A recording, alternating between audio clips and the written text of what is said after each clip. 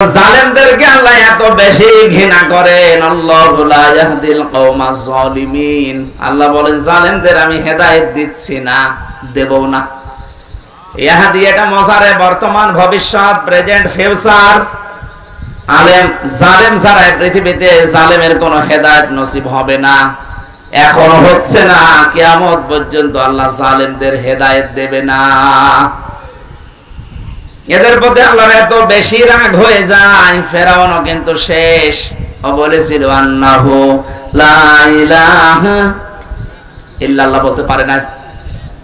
আপনি তাফসিরে দেখবেন, ও যখন একবার পানির নিচে যাচ্ছিল, আবার উপরে ভেসে ওঠে, পানি খেতে খেতে পেট মোটা হয়ে গেছে, তখন ও বলেছিল আন্নাহু লা ইলাহা ইল্লাল্লাহ বলতে যাবে, জিবরাইল এসে মুখের উপরে কাদা লাগিয়ে দিয়েছে।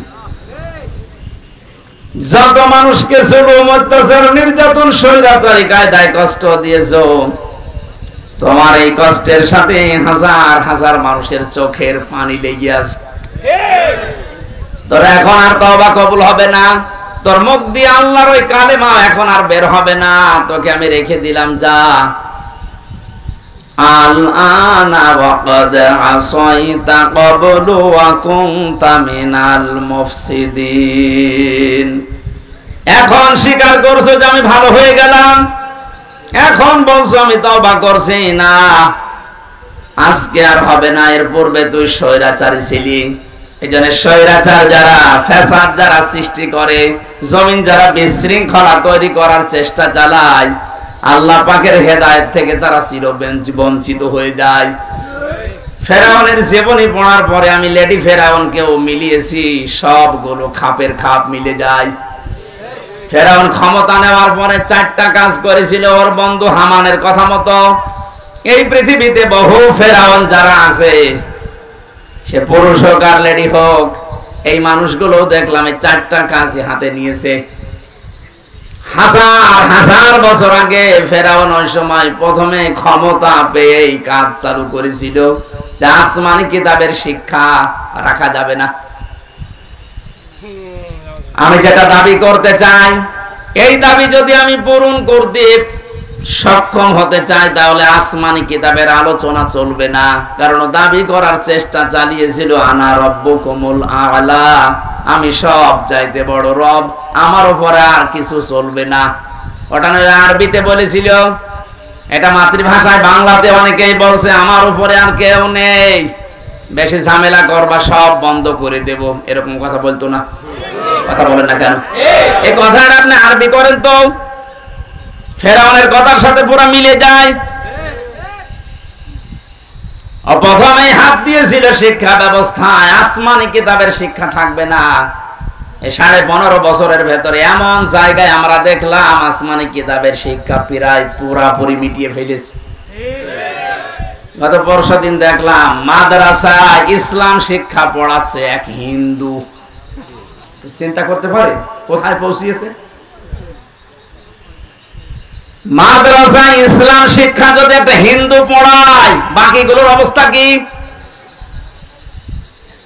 দেশটা কোথায় পৌঁছিয়েছে যে জাতীয় মসজিদের ইমাম পর্যন্ত পালিয়েছে।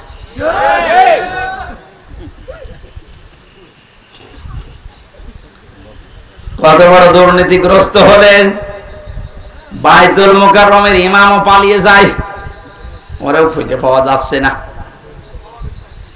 ফেরাউন ক্ষমতা পাওয়ার পরে ও যা করেছিল প্রথমে, আজকে পৃথিবীতে অনেক জালেমকে আমরা এইটাই দেখেছি, ওরা প্রথমেই হাত দিয়েছে শিক্ষা ব্যবস্থায়। আল্লাহর কোরআনের, নবীজির হাদিসের জীবনী যেগুলো ছিল এগুলো সব বাদ দেন, এইগুলো চলবে না। এভাবে যদি 10টা বছর চালাতে পারে, হামান ফেরাউনকে বলেছিল বন্ধু 10টা বছর যদি আসমানি কিতাবের আলোচনা বাদ দিয়ে জাতিকে চালাতে পারো, পুরা জাতি গোমরা হয়ে যাবে। চিন্তা করেছেন কোথা থেকে নিয়েছে এই বিষয়গুলো? 2 নম্বরে, আসমানি কিতাব যারা শিক্ষা দেয়, এই আলেমগুলোকে কারণে অকারণে দুনিয়া থেকে বিদায় করো, তাই করতে আরম্ভ করেছিল। কত আলেম বিদায় নিয়েছে, কত আলেম এখনো পর্যন্ত জেলে আছে। আপনি আমারটাই ধরেন তো, কোন কারণে আপনি 3টা বছর আমাকে আটকে রাখলেন? এখন তো আমি নিরপরাধ বলে খালাস পেয়ে গেলাম, আমার কোনো দোষ পাইনি। আমার তো উচিত হবে যারা আমার মামলা রায় হয়েছে মাদারীপুরের এই লোকটা সহ যত মানুষ আমার মামলার সাথে জড়িত, প্রত্যেককে এখন উল্টা করে বিনা কারণে একটা মানুষকে কষ্ট দিলেন, আপনাদেরকেও মামলা দিয়ে এভাবে কষ্ট দেওয়া লাগবে।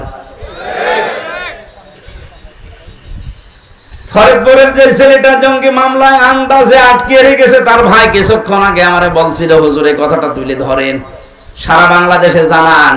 শুধু আমার ভাইয়ের মতো না, হাজারো মানুষ যারা বিনা কারণে মিথ্যা মামলা নিয়ে জেলে আছে, 2 বছর 5 বছর 10 বছর, এই ছেলেটা শুনলাম প্রায় 9-10 বছর জেলে আছে এখন। আপনাদের এলাকায় বাড়ি, হ্যাঁ, এই জন্য ভাতিজা, তার বড় ভাই সে ফরিদ, ফরিদপুরে বাড়ি ফরিদ, আমার সামনে বিল্ডিং এ ছিল, মাঝে মাঝে হাত মারত। উনি আমাকে যেটা বলেছে আমি ওটা বলেছি বহু জায়গায়, এখনো বলছি যে রেকর্ড হচ্ছে। এই দেশে 1 লাখের উপরে মানুষ এখন জেলখানায় আছে, আমার মনে হয় 100 জনের প্রায় 70 জনই কিছু জানি না। আমি যেটা দেখেছিলাম নিজে, একটা কিচ্ছু জানি না, প্রতিহিংসার বশবর্তী হয়ে ক্ষমতার অপব্যবহার করে মানুষের কাছ থেকে অবৈধভাবে টাকা ইনকাম করার জন্য ওরা এই কাজগুলো করেছে। আমার বাড়ি থেকে নিয়ে এসেছে, আমি 2 তলার উপরে ঘুমাচ্ছিলাম, আমার ওখান থেকে নিয়ে এসে অমুক জায়গা থেকে ওনারা গ্রেফতার করেছে, অথচ পুরা মিথ্যা কথা। আমার মামলায় লিখে লিখে দিয়েছে ওনারে পেয়েছি অমুক জায়গায়, অথচ নিয়ে আসলো বাড়ি থেকে। আমার বাড়ির প্রায় 150-200 মানুষ, সব সাক্ষী। এমন এমন মানুষকে সাক্ষী বানিয়েছে, জীবনে তাদের নাম শোনা দূরের কথা, কোনোদিন চোখেও দেখি নাই।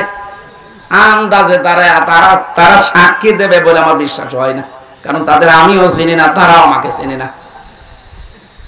ধরার পরেই বেকার বেকার আমার বাবাকে বলছে 10 লাখ টাকা দেন, নাই তো 50টা মামলা দেব আপনার ছেলের নামে।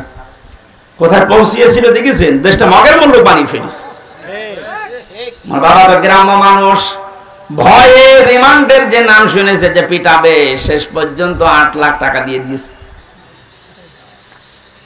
এই মামলা যেদিন খারিজ হয়ে গেল, ওই দিন আমি কল দিয়েছিলাম মামলার আয়ুকে।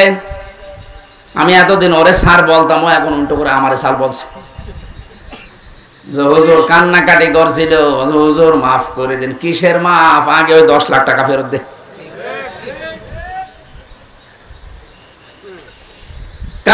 কারণে হাজারো মানুষকে আপনি এভাবে জেলখানায় রেখেছেন, যাদের মামলা প্রমাণ হয়ে যাচ্ছে, যারা নির্দোষ খালাস পেয়ে যাচ্ছে।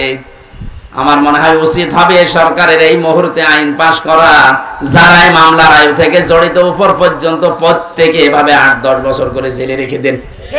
দেখেন কেমন লাগে। একটা মানুষ যদি পরিবারের যে মেন, সে যদি জেলে থাকে, তার পরিবারটা সে শুধু নষ্ট হয় না, তার পরিবারও শেষ। আমার 2টা মেয়ে, আমার স্ত্রী, আমার মা বাবা, আর তো কেউ নেই। আমার বাবা বৃদ্ধ, আমি নিজে শুধু ইনকাম করার মতো আমার একটা ব্যবসা ছিল কাপড়ের, সেটাও ধ্বংস হয়ে গেছে। আপনি সব কিছু নষ্ট করে দিলেন। 3টা বছর কি কষ্ট দিয়েছেন বাড়ির মানুষকে। প্রতি মাসে মাসে জেলখানায় টাকা পাঠাও, মামলার পেছনে খরচ করতে করতে আমার বাবা নিঃস্ব হয়ে গেছে। আর মানুষও যে এত সিটার বাটপা, এই গ্রাম্য মানুষটার কাছে যে বলতো আপনার ছেলেকে আমরা বের করে দেব, 5 লাখ টাকা দেন। জমি বিক্রি করে বলতো ভাই তাড়াতাড়ি করেন। শেষে 2-1 মাস 3 মাস ঘোরার পরে বলতো পারলাম না, টাকা ফেরত দেন, টাকা খরচ হয়ে গেছে। এভাবে একটা মামলা 30 বার যদি হাইকোর্টে তোলা হয়, আপনি কত টাকা খরচ হয় হিসাব করেন। এই জন্য বলছি, যারা এভাবে মামলা দিয়েছেন, মিথ্যা মামলা যেগুলো প্রমাণ হচ্ছে না, এরা কিছু জানে না। 2 বছর 5 বছর 10 বছর পরে খালাস পেয়ে যাচ্ছে বেকসুর, তার মানে ওর অপরাধ আপনি পাননি। কথা বলেন না কেন? আদালত কোনো অপরাধ প্রমাণ করতে পারেনি, এই জন্য তো খালাস দিয়েছে। সুতরাং আশা করবো যারা এর সাথে জড়িত, এদের বিরুদ্ধে আজ আমরা মামলা দিয়ে এদেরকেও 3 বছর জেল খাটাবো। দেখ, আপনি আপনার ছেলে মেয়ে নষ্ট হয়ে যাবে, আপনার বউ নষ্ট হয়ে যাবে। আর মানা জমি, আমার আজমের বউ পর্যন্ত চলে গেছে, অন্য জায়গায় বিয়ে করেছে। আপনি চিন্তা করতে পারেন, কারণ সে তো জানতো না যে আমার স্বামী বেঁচে আছে কিনা, এ মহিলার কোনো দোষ নেই। কিন্তু ব্যারিস্টার আরমানের স্ত্রীটা 8 বছর পর্যন্ত টিকে ছিল, সেও তো জানতো না আমার স্বামী বেঁচে আছে না মারা গেছে। কত বড় কঠিন হৃদয়ের মানুষ আপনি ছিলেন। আপনি সব জানতেন যে ওকে কোথায় কোথায় রেখেছি। কত কান্নাকাটি করেছে ইলিয়াস, ইলিয়াস আলীর স্ত্রী, তার সন্তান এসে। এত বড় অভিনয় করলেন কি করে? ইলিয়াসের মেয়েটার মাথায় হাত দিয়ে বলছে তোমার বাবা কোথায় আছে আমি খোঁজ করে দেখবো, অথচ তখন মারা হয়ে গেছে তারে। এইরকম অভিনয় করে আপনি পার পেয়ে গেলেন দুনিয়ার মানুষের সামনে। আমি এই জন্য বলছিলাম বাংলার 18 কোটি মানুষ আপনাকে মাফ করে দিলেও ব্যারিস্টার আরমানের ইলিয়াস আলীর বউ আপনাকে মাফ করবে না। আমার 3 বছরে আমার বউ আপনাকে মাফ করবে না। আমার ওই ছোট মেয়েটা 1 বছর রেখে গিয়েছিলাম ছেলে, এখন ওর 4 বছর, ও তো আপনারে মাফ করবে না, কারণ ও আমার চিনি না। ও মনে করে এরকম বহু হুজুর বাড়ি আসে, এটা ওইরকম হুজুর। আমি যেদিন জেলখানা থেকে বাড়িতে ঢুকলাম, ওরে কোলে নিয়েছি, আমার বলছে হুজুর আমাদের বাড়িতে চলেন। কারণ 3 বছর আমাকে যোগাযোগ বিচ্ছিন্ন রেখেছিল, আমি জানতামই না যে বাইরে আমার কেউ আছে কিনা। এত কঠিন অবস্থা, ও চিনবে কি করে? ওই যে আদালতে প্রিজন ভ্যান ধরে ঝুলেছিল, এটা মনে হয় ভাইরাল হয়েছিল একবার। এই দৃশ্যগুলো দেখে এনএসআই যিনি প্রধান ছিলেন ওই সময়, গোয়েন্দা বিভাগের যারা দায়িত্বে ছিল, এসবি স্পেশাল ব্রাঞ্চের, তারা পর্যন্ত, ডিআইজি নাফিউল স্যার পর্যন্ত কান্না করেছে যে না, এটা মেনে নেওয়া যায় না। এতটুকু একটা বাচ্চা 3.5 বছর বয়স, ও প্রিজন ভ্যান ধরে ঝুলে আছে বাবাকে এক নজর দেখার জন্য। এরপরও আপনার মন গলে নাই। আপনি যদি জানতেন যে অপরাধী, তাহলে তো শাস্তি দিতে পারতেন। আপনি নিজেও জানেন, এমনকি অফিসাররা আমারে বলতো হুজুর আপনি কিছু করেননি, আমরা জানি। কত বড় শয়তান দেখেছেন? নিজেরা বলতো যে আপনি কিছু জানেন না, আমরা জানি। তারপরও ওরা এই অবস্থাগুলো করেছে। এমনি জেলে দিলে তো হতো, জেলে গেলে সারাদিন ঘোরাফেরা করা যায়, বিশাল এরিয়া। এরকম গ্রামের মতো 3-4 গ্রাম মিলে একটা জেলখানা, কাশিমপুর কারাগার, এরকম 3-4 গ্রাম মিলে 1, 2, 3, 4। এখানে সারাদিন যদি ঘোরাফেরা করেন মনে হবে বাড়ির মতোই আছি। বিকাল 5টার সময় তালা লাগিয়ে দেয়, সকাল 7টায় আবার খুলে দেয়। বিভিন্ন মানুষের সাথে দেখা হয়। জেল খাটা ঝামেলা না, খাবারের সমস্যা আছে। কিন্তু আমাদের আর মাওলানা মামুনুল হককে যা করেছে, 24 ঘন্টা ফাঁসির কন্ডেম সেলের ভেতরে তালাবদ্ধ রাখতে, মনে হচ্ছে কি করেছি আমরা, অথচ কিছুই জানি না।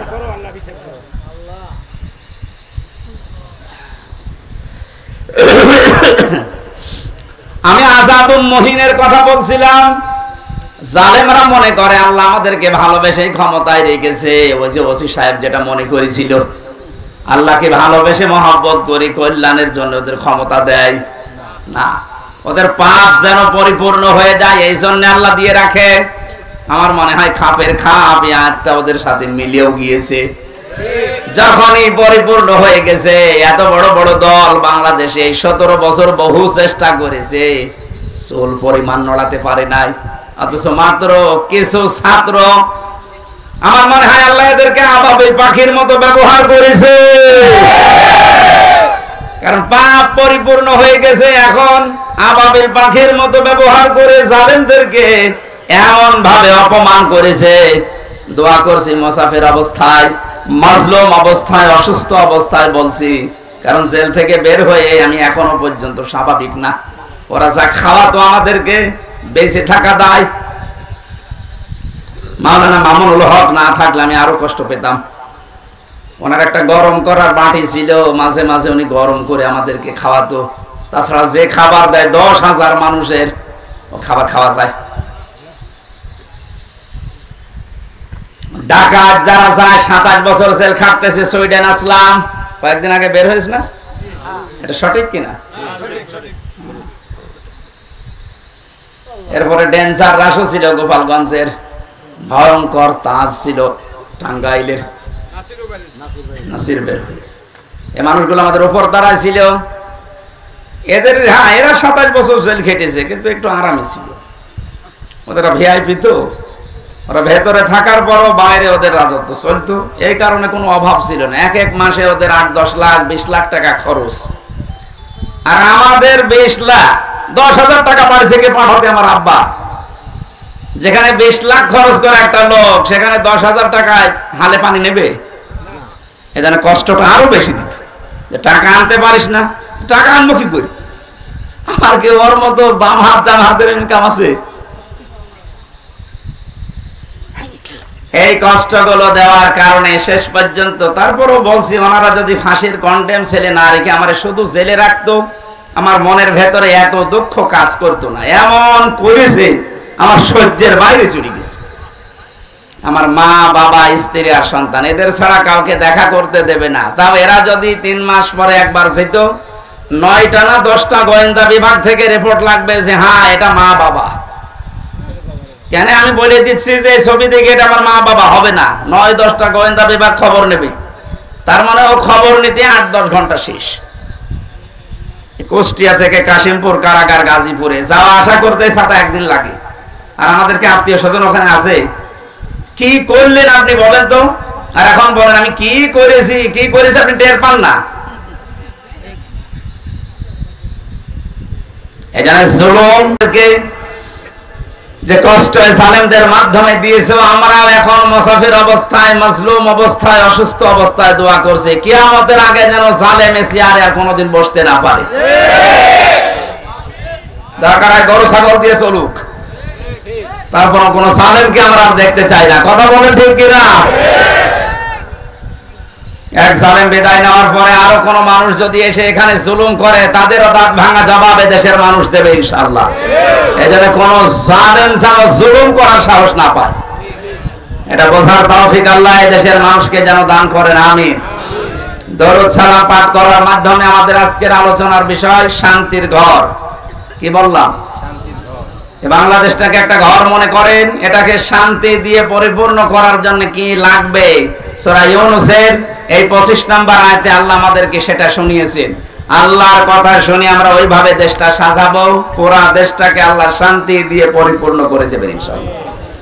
কোরআনে কারীম থেকে পড়েন, আউযু বিল্লাহি মিনাশ শাইতানির রাজীম, বিসমিল্লাহির রহমানির রহিম,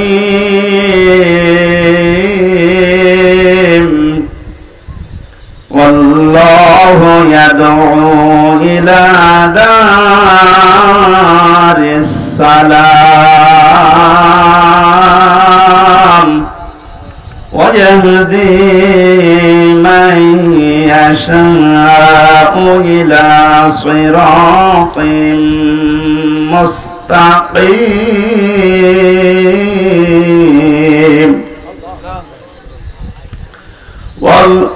للذين أحسنوا الحسنى وزيادة। আমাদের কষ্ট হয়ে যাচ্ছে? নিচে কি ভেজা নাকি? একটু খেয়াল করে শুনবেন, আমরা তাফসীর আকারে কথা বলবো ইনশাআল্লাহ। সূরা ইউনূস, কোন সূরা? বলেন বলেন। এটা একটা নবীর নাম। কার নাম? মানুষ বিপদে পড়লে একটা দোয়া পড়ে, দোয়ার নাম কি? জালেমরা এমন বিপদে পড়েছে এই দোয়া পড়তে পারে না, কারণ আল্লাহ যারা বসিয়েছে তার নাম ইউনূস। ও পড়বে কি করে? দোয়া ইউনূস পড়তে গেলে ওর নাম আসবে। এদিনে বলছে আমি এমন ঝামেলা আছি, বিপদে পড়ে যে ইউনূস পড়বো সে কায়দাও নেই, যে আসতেছে ওর নাম কি? ইউনূস।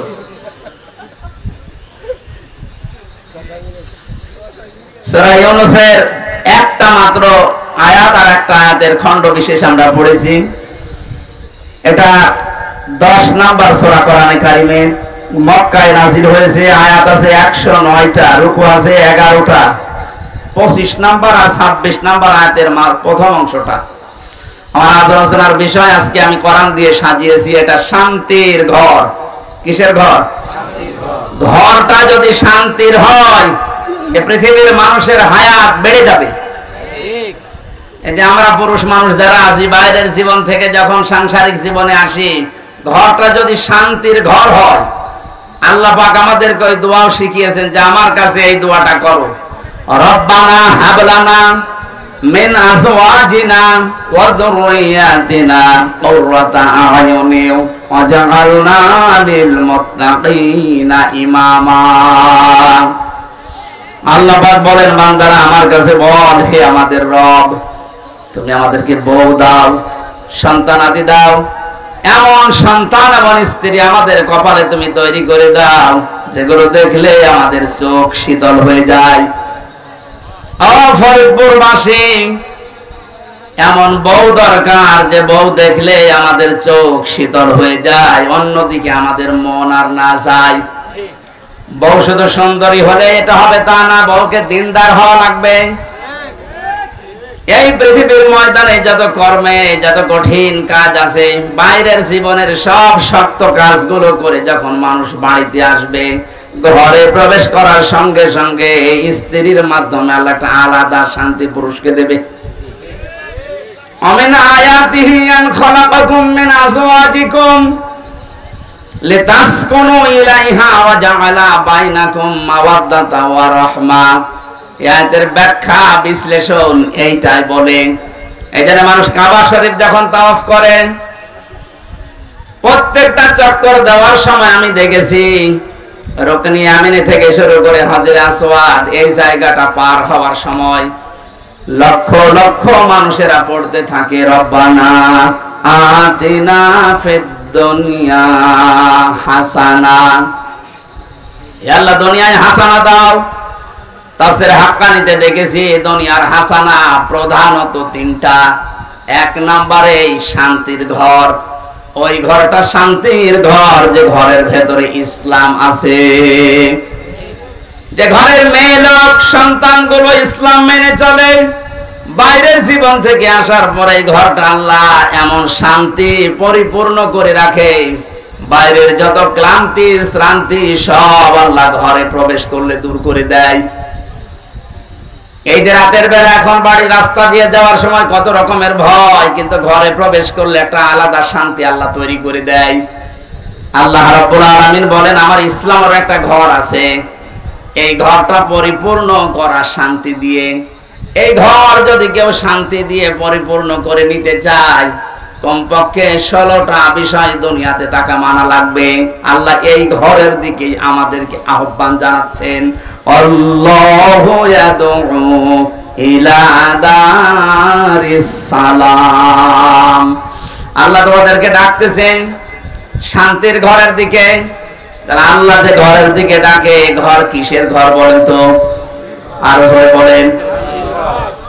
ঘর বানাতে হলে আমরা কয়েকটা জিনিস পাই, এদিকে তাকান। এক নম্বরে পৃথিবীতে যত ঘর আমরা দেখতে পাই, ঘরের 4টা খুঁটি লাগে। খুঁটি না হলে, পিলার না হলে ঘর তুলতে পারবেন? প্রথমে খুঁটি লাগবে। এই খুঁটি 4টা খুঁটি যদি আপনি ইসলামের যে ঘরে প্রবেশ করতে চান, এই ঘরের 4টা খুঁটি আল্লাহ সাজিয়েছেন নামাজ দিয়ে, রোজা দিয়ে, হজ দিয়ে, যাকাত দিয়ে। ঘরে শুধু খুঁটিগুলোই হলেই হয় না, কেউ যদি ঘরকে মজবুত করতে চায়, বিপদ আপদ থেকে শত্রুর হাত থেকে মুক্ত করতে চায়, অবশ্যই ঘরে বসবাস করার জন্য ছাদ দেওয়া লাগবে, না টিনের ছাউনি দেওয়া লাগবে। কথা বলেন ঠিক কিনা? আল্লাহ যে ঘরের কথা জানাচ্ছেন যে ইসলাম নামক ঘরে, ঘরে প্রবেশ করলে শান্তি পাওয়া যাবে। এই ঘরটা আমার আল্লাহ ছাদ হিসাবে যার নাম দিয়েছেন, এইটার নাম হচ্ছে কালিমা।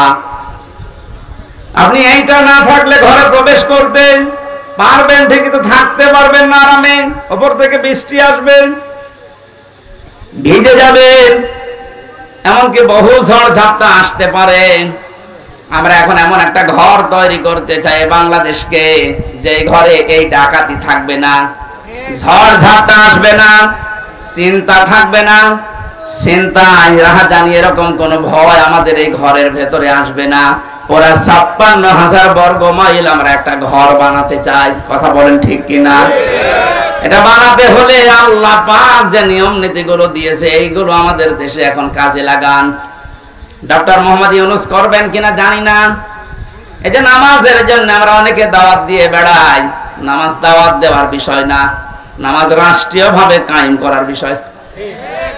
কোরআনে কারীম জানিয়েছে আল্লাযীনা ইম্মাক্কান্নাহুম ফিল আরদি আকামুস সালাহ ওয়া আতাউয যাকাতা ওয়া আমারু বিল মা'রুফি ওয়া নাহাউ আনিল মুনকার ওয়ালিল্লাহি আকিবাতুল উমুর।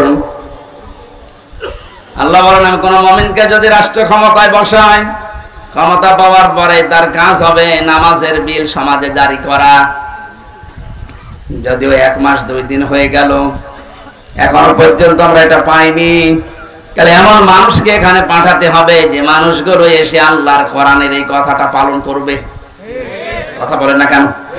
এটা যদি রাজনীতি মনে করে আপনি চলে যান, আপনার কবরে আগুন লাগবে। এটা হামজা বানাচ্ছে না, আল্লাহ বানিয়ে দিয়েছে। শান্তির ঘর তৈরি করতে হলে মাস্ট বি নামাজ রাষ্ট্রীয় ভাবে নিয়ে আসা লাগবে। তো আমি দাওয়াতি কাজ করে চলি, মদ্দি ভাই কলে মদ্দি ভাই নামাজ পড়তে যাই, এভাবে দাওয়াতি কাজ করে কয়জন আসবে? এটা আইন পাশের বিষয়। আল্লাহ আমার একটা শান্তির ঘর তৈরি করে দিতে চান। ঢাকা বিশ্ববিদ্যালয় এখন যিনি ভিসি, উনি ইমামতির যোগ্যতা রাখেন, উনি নিজে ছাত্রদেরকে সাথে নিয়ে নামাজ আদায় করাচ্ছে। আজকে আমি একটা সিভিল সার্জনের ভিডিও দেখলাম, এটা জেনারেল মানুষ কোরআনে কারীম এমন মধুর কণ্ঠে কারি আব্দুল বাসিদের মতো তেলাওয়াত করছে, জীবনটা জুড়িয়ে যাচ্ছে। আমরা যে বলেছিলাম বাংলাদেশে 1628 জন মানুষ দায়িত্বে আছে, আমরা সবাই এরকম কোরআনওয়ালা মানুষ চাই। ঢাকা বিশ্ববিদ্যালয়ের ভিসির মতো বাংলাদেশের যত বিশ্ববিদ্যালয় আছে, প্রতিটি বিশ্ববিদ্যালয়ে এরকম ভিসি দেখতে চাই যারা নিজেরা ছাত্র ছাত্রীদেরকে নিয়ে ইমামতি করার যোগ্যতা রাখে। একটা ভিসি যদি ওখানে ইমাম হয়, হলের প্রভোস্ট যিনি যদি ইমাম হয়, তার আন্ডারে যতগুলো মানুষ থাকবে তারা যদি তার ইমামতিতে নামাজ পড়ে, কোনদিন সিট বাণিজ্য হবে না। খাদ্যের জন্য কোনদিন বাণিজ্য করা হবে না। 1 মাস 2 দিনের রিপোর্ট আজকে দেখেছেন, শুধুমাত্র জালেমরা বিদায় নেওয়ার কারণে যে সমস্ত হলগুলোতে ভর্তুকি দেওয়া লাগতো, খাবারের সমস্যা ছিল, লস হতো, এই খাবারের হোটেলগুলোর মালিক এখন হলের যারা দায়িত্বে আছে ওরা বলছে আমাদের আর লস হচ্ছে না। সুবহানাল্লাহ বলতে পারেন না? এতটুকু বৈষম্য দূর করার পরে যদি স্বাভাবিক অবস্থায় ফিরে আসে, এখন যে জালেমগুলো চেয়ারে বসে আছে এগুলোকে নামান, বিশেষ করে চোপ্পু মিয়াকে। কথা বলছে না কেন? জালেমদের থাকাকালীন একে নিয়োগ দেওয়া, এই চোপ্পু মিয়াকে তাড়াতাড়ি নামান। একে দিয়ে কিন্তু মাঝে মাঝে একটা ইস্যু তৈরি করে ক্রু করার চেষ্টা চালাবে জালেমরা। কারণ জালেমরা তো বসে নেই, বিভিন্ন জায়গায় যে ওরা কিন্তু কাজ চালিয়ে যাচ্ছে এখনো।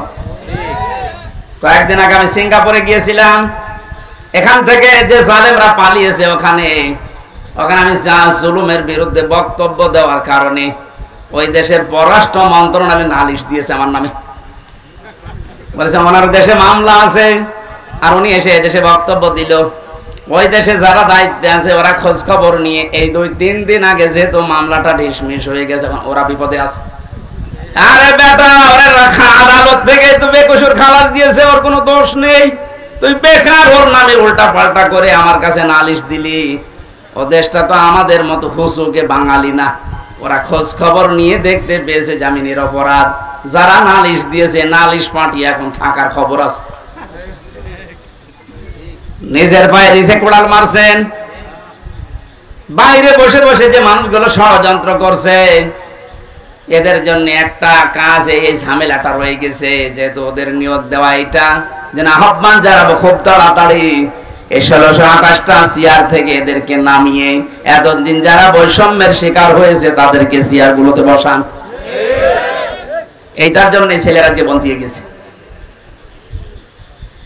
কালেমাটা আমাদের যদি সাদ হিসাবে আমরা তৈরি করতে না পারি দেশে, কালেমা মানে কি?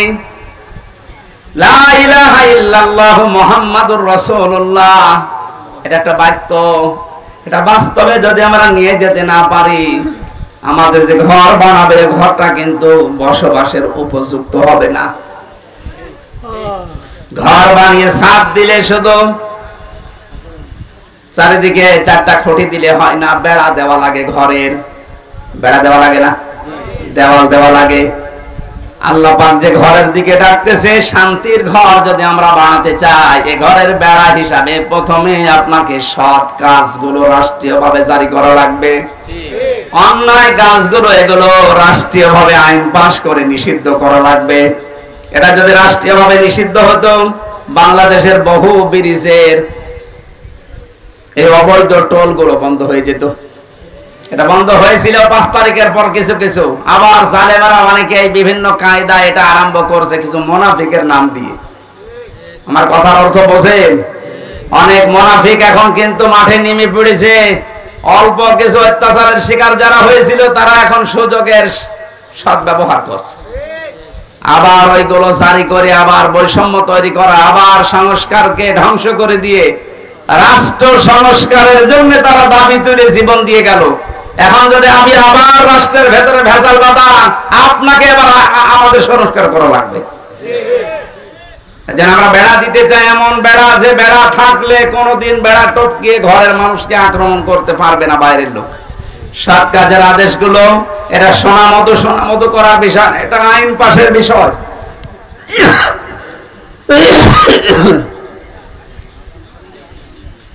সামাজিক জীবন ঠিক করা লাগবে জ্বালানা হিসাবে। ঘরে জ্বালানা লাগে, ভেন্টিলেটর লাগে। পারিবারিক জীবন ঠিক করা লাগবে ঘরকে মজবুত করার জন্য। পারিবারিক জীবন ঠিক করার সেই সর্বপ্রথম যেখান থেকে বিয়ে করে মানুষ শুরু করে, ওখান থেকে ইসলামকে নিয়ে যান। বাংলাদেশে বহু জায়গায় বিবাহের ক্ষেত্রে দেখা যায় হারাম কাজ দিয়ে বিয়ে আরম্ভ হচ্ছে। অনেক ছেলে তার বাবাকে সহ দেখতে যায় মেয়ে। কোথায় পেয়েছেন এটা? ওই মেয়েটাকে আপনি বিবাহ করবেন, আপনার জন্য দেখা যায় যাচ্ছে একবার, আপনার বাবার জন্য দেখা যায় যাচ্ছে বিয়ের আগে। কথা বলেন না কেন? বিয়ের আগে যে আপনি তাকে দিয়ে দেখাচ্ছেন, কিন্তু হারাম দিয়ে শুরু করছেন। অনেকে আবার দোলা ভাই নিয়ে যায়। এই যে পারিবারিক জীবনের যে বেড়াটা, যে জ্বালানাটা আমরা নষ্ট করে ফেলেছি আজ। এই জন্য মায়েদের পেটে এখন আর আব্দুল কাদের জেলানি আসে না। এক কথা বলছে না কেন? আসলে আজকেও কত মানুষ দোয়া চাচ্ছিল। আমি দিনের বেলা আজকে মাহফিল ছিল আমার মাগুরা শ্রীপুরে, কত মানুষ ছোট ছোট বাচ্চা নিয়ে এসে দোয়া চাচ্ছে। তো দোয়া করেন ছেলে যেন আব্দুল কাদের জেলানি হয়, অমুক হয়। আব্দুল কাদের জেলানি ছেলে এমনি হবে? আব্দুল কাদের জেলানি যে মায়ের পেটে এসেছিল, ওই মায়ের পেটের দিকে তাকান আর আপনার স্ত্রীর পেটের দিকে তাকান। এর পেট তো পরিমণের চাইতে খারাপ। হ্যাঁ, কথা বলেন। সারা দেশের মানুষ দেখা শেষ, আর আব্দুল কাদের জেলানির মায়ের পেট তো ওইরকমই ছিল। ওনার জীবনে পড়তে গিয়ে পেয়েছি, মাকে একদিন জিজ্ঞাসা করছে, মা আমাকে পেটে রাখা অবস্থায় তুমি কোন হারাম কাজ করেছিলে? মা তো মন খারাপ করে ফেলেছে, ডাক দিয়ে বলে, সন্তান আমার কি বললি? তোকে পেটে নিয়ে কোনো হারাম কাজ করবো মানে? হ্যাঁ, আমার মনে হয় তুমি আমার পেটে নিয়ে কোনো হারাম কাজ করেছিলে, নয়তো আমি যা পড়ি আমার কোনো পড়া মনে থাকতে চাই না। মা বলছে, বাবারে প্রশ্ন যখন করলে তোকে পেটে নিয়ে কোনো হারাম কাজ করেছি বলে আমার মনে হয় না, তবে একটা কথা আমার মনে আছে, আমার পেটে যখন তোর বয়স 9 মাস, কয় মাস, তোকে নিয়ে আমি বেড়াতে গিয়েছিলাম তোর নানির বাড়ি।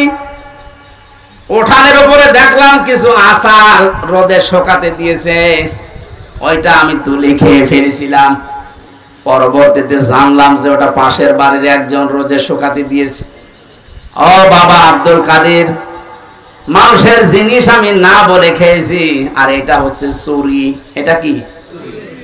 কারো জিনিস না বলে খাওয়া, না বলে নেওয়া, এর নাম চুরি। এর নাম কি? আরো জোরে বলেন। যেহেতু আমি চুরি করে ফেলেছি, ওই হারাম মালের প্রভাব তোর মেধার উপরে পড়েছে, এই কারণে তোর পড়া মনে থাকে না। ফরিদপুরের মা বোনেরা, আপনারা আছেন কিনা আমি জানি না, আপনার পেটে আব্দুল কাদের জেলানি, ফাতেমাতুজ জোহরা এমনি আসবে। তার সন্তান পেটে রাখা অবস্থায় মানুষের জিনিস না বলে খাওয়ার কারণে তা ভুল করে মনে করেছিল আমার নিজের মায়েরটা। এই কারণে যদি মেধার উপরে সন্তানের প্রভাব পড়ে, আর আপনারা আমাদেরকে পেটে নিয়েছে যারা, ওরা কত কিছু না বলে খেয়ে হজম করে ফেলে। আমাদের পারিবারিক জীবনের যে বেড়াটা ছিল, দেওয়ালটা ছিল, এটা আমরা নষ্ট করে ফেলেছি। এখন আবার আরম্ভ করার, আস্তে আস্তে ভালো করার। একজন মহিলাকে 14 জন পুরুষ মানুষ দেখতে পারে, কিন্তু মুখমণ্ডল, হাতের কবজি আর পায়ের পাতা বাদ দিয়ে পুরা শরীর ঢেকে রাখা লাগবে। আর বাকি কারো সামনে তো মেয়েদের যাওয়া জায়েজ নেই। যে 14 জন পুরুষের সামনে আপনি যেতে পারবেন, তার ভেতরে আপনার বাবা, দুধ বাবা না, আপনার আপন বাবা হওয়া লাগবে, নাম ডাকা বাবা না। অনেকে ধর্ম বাবা পাতিয়েছে, তার সামনে কোনো পর্দা নেই, বাবা শাহজালাল, সব হালাল। এটা জায়েজ আছে? কিসের ধর্ম বাপ? আপনি শুধু যেতে পারবেন আপনার আপন বাবার সামনে, আপনার নিজের ছেলের সামনে, বোনের ছেলের সামনে, মেয়ের জামাইয়ের সামনে। মেয়ের জামাই মানে কি? মেয়ের স্বামী যেটা, ওটা আপনার জামাই তো। এটা আবার এই এলাকা অনেকে বোঝে না। চট্টগ্রামে আবার ওই স্বামীকে বলে জামাই, আর এক ভেজাল।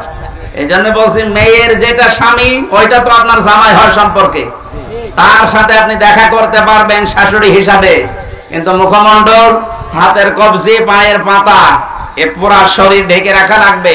মাথার চুল নিজের মেয়ের স্বামী ওই জামাইকে দেখানো জায়েজ নেই। কিন্তু অনেক শাশুড়ি চুলে শ্যাম্পু করে দেখায় যে বাবাজি। শেষ পর্যন্ত অনেক শাশুড়িকে নিয়ে জামাই যে পালিয়ে গেছে, এ বাংলাদেশে নেই। আমাদের এই বেড়া এমন নড়বড়ে হয়ে গেছে, এ বেড়া দিয়েছে এসে ঢুকে পড়ে। এ বেড়ায় শান্তি আসবে? শত এই দেওয়ালগুলো না, বেড়াগুলো না, এরপর আবার জালানা আছে। এই জালানাগুলোর নাম আল্লাহর কোরআনে আমি বিভিন্ন জায়গা থেকে মিলিয়ে পেয়েছি। অর্থনীতির জালানা লাগানো লাগবে, সাংস্কৃতিক জালানা লাগানো লাগবে। আর সাংস্কৃতিক জগৎটার জালানা আমরা এমন ভাবে খুলে দিয়েছি, ভারতের আগ্রাসন, আকাশ সংস্কৃতির নামে এমন এমন কিছু আসে। এখন শুনলাম যে নাকি ভারতের এই 36টা চ্যানেলের অনেকগুলো চ্যানেল বন্ধ হয়েছে। আমি জানি না, এটা আইন পাশ করে এই মুহূর্তে বন্ধ করে দেওয়া দরকার। কোন শিক্ষা নেই এই চ্যানেলগুলোতে, বিশেষ করে স্টার জলসা, স্টার প্লাস, যে প্লাস, যে বাংলা, কি শেখেন এখান থেকে? শুধু তালাতালি করা আর এর কথা ওর কাছে লাগানো। ডক্টর মোহাম্মদ ইউনূস একটা নবীর নাম, এরপর আবার মোহাম্মদ, দুইটা। আপনি ডক্টর মানুষ, অনেক শিক্ষিত মানুষ, আশা করব বাংলার জনগণ আশা করে আছে 96% মুসলমান। আপনি তাড়াতাড়ি আইন পাশ করে ভারতের এই 36টা চ্যানেল বন্ধ করে দিন। কারণ ভারতের এত বড় দেশে বাংলাদেশের একটা চ্যানেলও চলে না। একটা চ্যানেল চলতো তা আংশিক, এটিএন বাংলা, বাকি একটা চলে না। আমি তো বহুদিন ভারতে থাকতাম, অথচ তার 36টা চ্যানেল চলছে এই দেশে। তাও শিক্ষামূলক কিছু দেখলে দেখা যায়, সব আকাশ সংস্কৃতির নামে এমন এমন কিছু দেখায়।